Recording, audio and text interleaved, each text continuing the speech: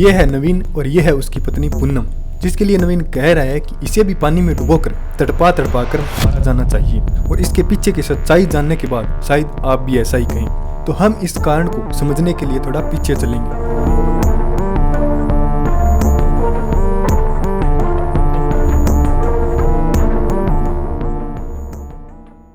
तो यही है वो पूनम जो कि पानीपत के सिवाहा गांव की निवासी है, जिसकी 2019 में सोनीपत के बावड़ गांव के निवासी नवीन से शादी होती है। नवीन का एक गैरेज है जहां पर रिपेयरिंग और कार वॉशिंग का काम होता है। शादी के बाद पूनम को ससुराल में बहुत ही प्यार और अटेंशन मिली। सब उसकी सुंदरता की बहुत तारीफ करते हैं और फिर पूनम ने आगे की पढ़ाई करने के लिए भी इच्छा जताई, तो फिर उसके ससुराल वाले उसकी आगे की पढ़ाई भी करवाते हैं। तो पूनम ने कुरुक्षेत्र विश्वविद्यालय से पॉलिटिकल साइंस में एमए किया और सोनीपत से ही बीएड की डिग्री भी ली। इसी बीच 2021 में पूनम को एक बच्चा हुआ जिसका नाम रखते हैं शुभम। और बच्चे के घर में आने से खुशियों का माहौल फिर से बन जाता है और पूनम को बधाइयों के साथ साथ अटेंशन मिलने लगती है। लेकिन वो बच्चा जैसे ही थोड़ा बड़ा हुआ तो किसी महिला ने कह दिया कि तुम्हारा बच्चा तो इतना सुंदर नहीं है, तुम तो देखो कितनी सुंदर हो। पूनम पहले तो इस बात को इग्नोर कर देती है, लेकिन धीरे धीरे जैसे ही शुभम बड़ा होता है तो पूनम नोटिस करती है कि और सभी बच्चों को तो सब तारीफ कर रहे हैं कि कितना प्यारा बच्चा है, कितना सुंदर बच्चा है इस तरह से, लेकिन कोई भी उसके बच्चे को इस तरह से प्यार नहीं करता है। और ये बच्चे तो बड़े होकर मुझसे भी सुंदर हो जाएंगे, तब तो सब इनकी तारीफ करेंगे, मेरी तो कोई तारीफ नहीं करेगा। और ये बात ही पूनम के दिमाग में ऐसा घर कर जाती है कि उसको सुंदर बच्चों को मारने का सर पे खून सवार हो जाता है।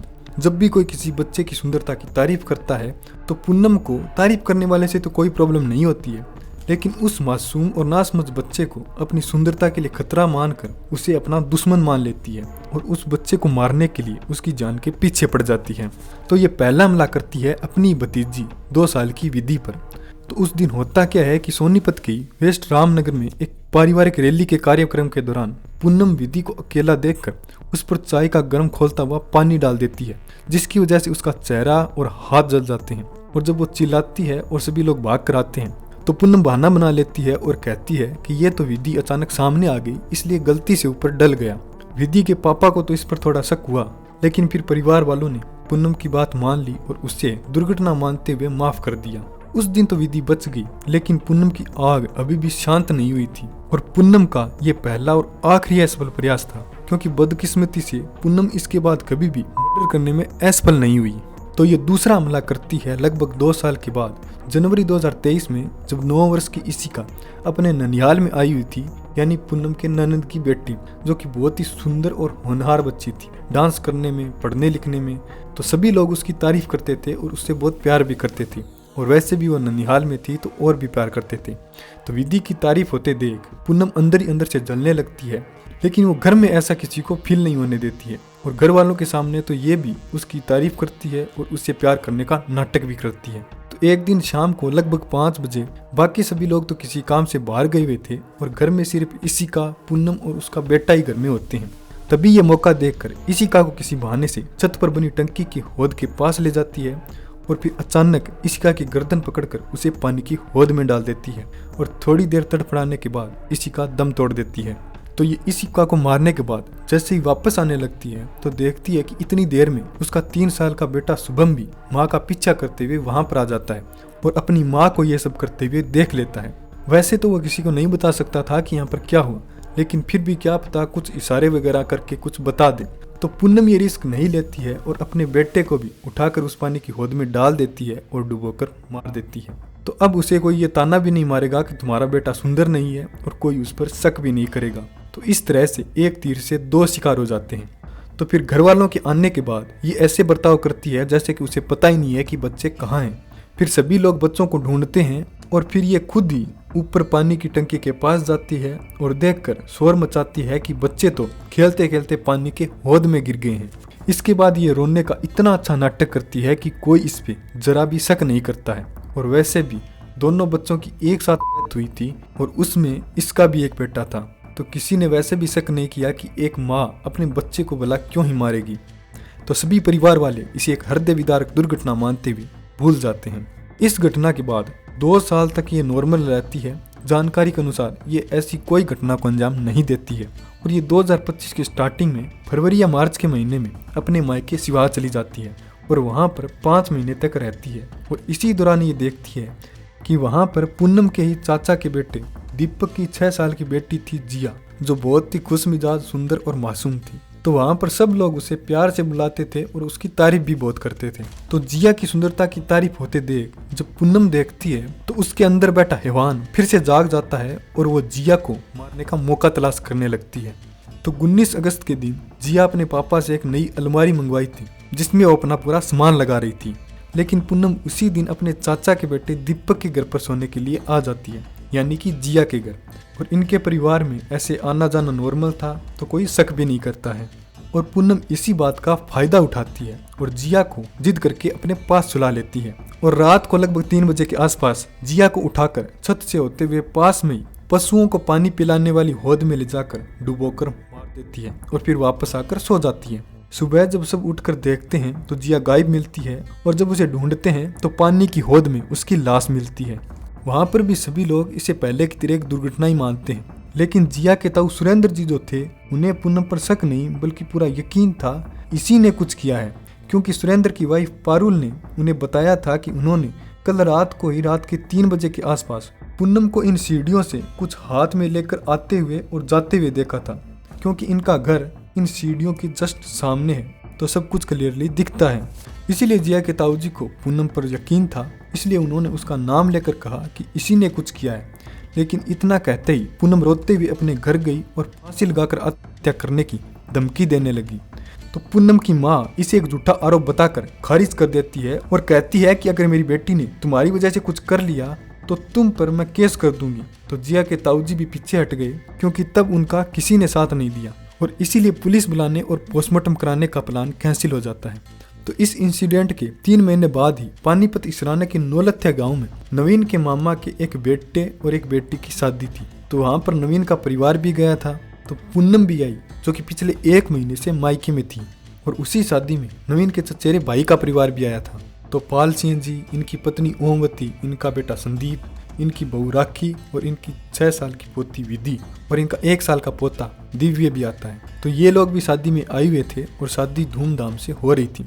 लेकिन पूनम जब विधि को देखती है तो उसकी सुंदरता को देखकर अंदर ही अंदर से फिर से जलने लगती है और मौके की तलाश करने लगती है। और ये वही बच्ची है जिस पर इसने सबसे पहले हमला किया था, गर्म पानी डाला था। तब तो इस बच्ची की किस्मत अच्छी थी कि बेचारी बच गई।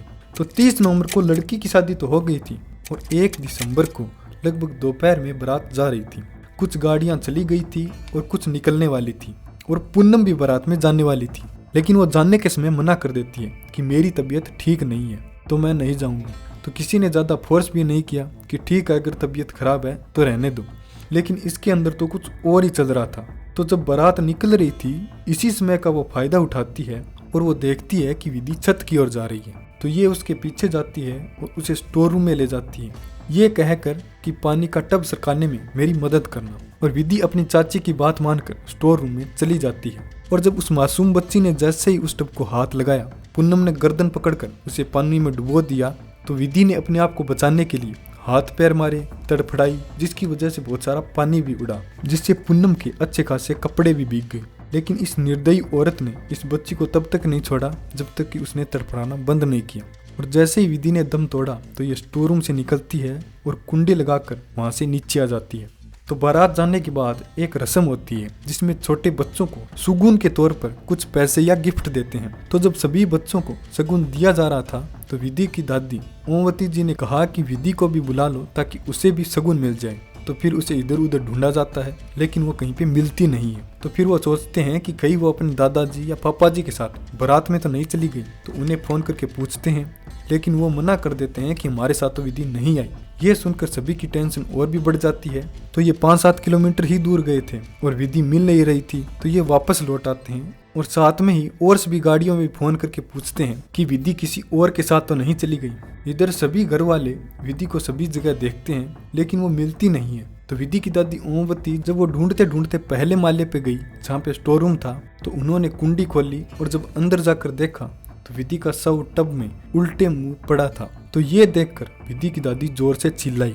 तो सभी लोग ऊपर भाग कर गए और फिर उसे तुरंत एनसी मेडिकल कॉलेज लेकर गए, लेकिन उसे वहां पर मृत घोषित कर देते हैं। और ये सुनकर सभी लोगों को सदमा सा लग जाता है। यहाँ पर भी शायद सभी लोग पहले की तरह इसे एक दुर्घटना ही मान लेते, लेकिन विधि के दादा पाल सिंह इसे दुर्घटना नहीं मानते, क्योंकि वो एक सेवानिवृत्त इंस्पेक्टर थे। तो उन्होंने अपनी पुलिस या सूझबूझ का इस्तेमाल किया और कुछ की पॉइंट्स को पकड़ लिया। जैसे कि पहला तो ये कि मौत जिस टब में हुई वो इतना छोटा था कि उसमें 6 साल के बच्चे का डूब जाना असंभव था, क्योंकि अगर वो गलती से टब में गिर भी गई थी तो वो आसानी से खड़ी हो सकती थी। और दूसरा ये कि दरवाजा बाहर से बंद था, जो कि किसी भी तरह से पॉसिबल नहीं था कि ये विधि ने खुद किया होगा।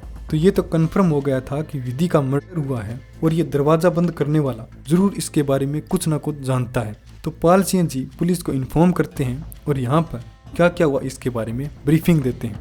तो पुलिस इसी आधार पर पूछताछ शुरू करती है कि जो लोग बारात में नहीं गए वो कहाँ पे थे और क्या कर रहे थे वगैरह वगैरह। तो ऐसे ही जब पूनम से भी पूछताछ हुई तो उसने भी बड़ी कॉन्फिडेंटली जवाब दिया कि वो तो यहीं पे थी, उसने तो ऐसा कुछ नहीं देखा। लेकिन एक महिला ने बताया कि ये ऊपर से आई थी और इसके कपड़े भी भीगे हुए थे और इसने वो कपड़े दूसरे घर में जाकर चेंज भी किए। तो पुलिस ने जब पूछा कि कपड़े क्यों भीगे तो उसने कहा कि मेरा महीना आ गया था। तो एक महिला ने कहा कि मैंने जब पूछा था तब तो ये कह रही थी कि दूध गिर गया। इस तरह से बयान बदलते देख पुलिस को इस पर शक हो जाता है, तो वो इसे पूछताछ करने के लिए पुलिस स्टेशन लेकर चली जाती है। और साथ ही एक टीम घर के आसपास के लगे सीसीटीवी और शादी में की गई रिकॉर्डिंग्स को चेक करती है, जिसमें ये पूनम संदिग्ध हालात में एक ही जगह पर आते जाते हुए दिखाई देती है।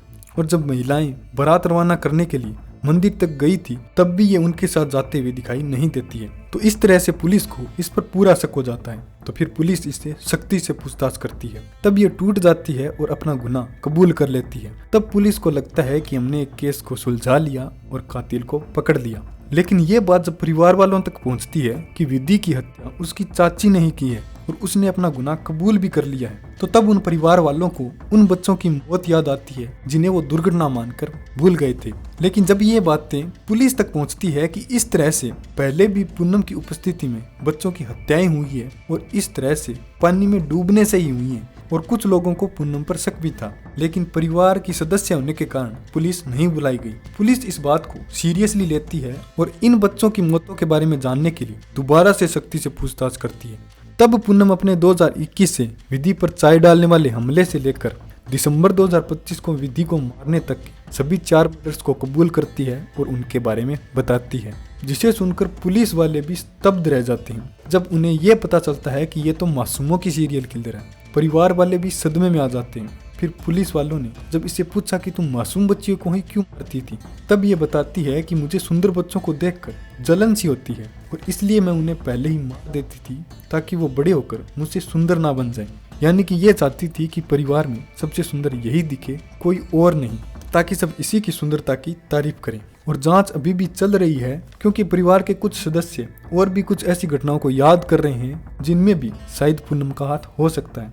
जैसे विधि के पिता बताते हैं कि उनकी बहन पूजा की 2021 में शादी हुई थी और पूजा भी बहुत ही होनहार और सुंदर थी, जिसने मैथमेटिक्स में MSc किया हुआ था। तो इसी वजह से पूनम हमेशा ही पूजा से जलन रखती थी और शादी के 8-9 महीने बाद ही पूजा ने अचानक बोलना बंद कर दिया और खाना पीना भी छोड़ दिया और फिर उसकी डेथ हो जाती है। तो संदीप को डाउट है कि कहीं पूनम नहीं तो कुछ नहीं खिला दिया खूबसूरती की जलन के चलते। दूसरा इंसिडेंट है जिसमें पूनम की शादी के बाद नवीन और पूनम दोनों नवीन की बहन पिंकी के घर गंगाना जाते हैं त्योहार पर सीधा देने के लिए। और उस वक्त पिंकी 5 महीने की गर्भवती थी, लेकिन पूनम के वहां जाते ही उसकी तबीयत बिगड़ जाती है और उसे अबॉर्शन करवाना पड़ता है। तब तो किसी को शक नहीं हुआ, लेकिन अब लग रहा है कि इसने ही कुछ खिलाया हो, ऐसा भी हो सकता है। पूनम के भतीजे सनी ने भी बताया कि बुआ ने उसे कॉल करके कहा था कि वो मुझे शॉपिंग कराने और घुमाने लेकर जाएगी और कहा था कि किसी को बताना मत और जानने से पहले अपना फोन भी बंद कर लेना। और जिस दिन ये जानने वाले थे उस दिन सनी का पूरा परिवार हरिद्वार जाने वाला था। सनी को तब लगा था कि बुआ जी सरप्राइज देने वाली होगी, लेकिन किसी कारण की वजह से उसका परिवार हरिद्वार नहीं जा पाया। तो पूनम भी भतीजे को लेकर नहीं गई। और सन्नी सुरेंद्र जी का बेटा है जिन्होंने जिया की मौत हुई थी तब पूनम पर हत्या का आरोप लगाया था। तो आप अब अंदाजा लगा सकते हैं कि सरप्राइज क्या होने वाला था। और मीडिया रिपोर्ट्स के अनुसार तो पूनम के अगले निशाने पर उसका खुद का 2 साल का बेटा और परिवार की एक लड़की थी। कुछ लोगों ने तांत्रिक वगैरह का एंगल भी बताया कि इसने पड़ोस में किसी व्यक्ति के मौत के बाद अजीब अजीब हरकतें करने लगती है, जैसे सिंदूर लगाकर खुद को ही आईने में निहारते रहना, मर्द की आवाज में बात करना और बेवजह ही जोर जोर से हंसना। और इन सभी एक्टिविटीज के बाद जब ये नॉर्मल हो जाती है तब ये कहती है कि मेरे अंदर पड़ोस के व्यक्ति की आत्मा जाती है। लेकिन पुलिस ने इस तांत्रिक वाले एंगल को पूरी तरह से नकार दिया है और पुलिस और मनोवैज्ञानिकों ने इसे मानसिक रूप से अस्थिर और साइकोपैथ माना है। लेकिन वही इसके पति नवीन का दृष्टिकोण पूरी तरह से अलग और महत्वपूर्ण है, क्योंकि नवीन का स्पष्ट कहना है कि पूनम साइको नहीं बल्कि सातिर है। ऐसा इसलिए कि पूनम ने अपने बेटे को मारने के बाद घर में ऐसा नाटक करती है कि जैसे उसे बहुत गहरा सदमा लगा है और घर वालों के सामने भी बिल्कुल उदास और शांत रहती है। इसलिए नवीन को पूनम की टेंशन हुई और उन्होंने सोचा कि कहीं ये सदमा इसके दिमाग में असर ना कर दे। इसलिए पूनम का अलग अलग डॉक्टरों से इलाज करवाया। लेकिन अब अगर उसकी मेंटालिटी को देखें तो लगता नहीं है कि वो दिमागी रूप से बीमार थी, क्योंकि इसने बड़ी ही चतुराई से हत्याएं की और उन्हें छिपाया भी और सालों तक लोगों की आंखों में धूल झोंकती रही और किसी को भनक तक नहीं लगने दी। तो अगर ये मानसिक रूप से सच में बीमार होती तो शायद इतनी व्यवस्थित रूप से अपराध नहीं कर पाती। और ये कितनी शातिर है इसका अंदाजा आप ऐसे लगा सकते कि जब इसने 2021 में विधि पर पहली बार हमला किया था तब विधि के पापा को इस पर थोड़ा शक हुआ और बच्ची भी उस वक्त छोटी थी, वरना वो भी सबको बता देती कि चाची ने जानबूझकर पानी डाला है। इसके बाद इसने 2 साल तक ऐसा कुछ नहीं किया।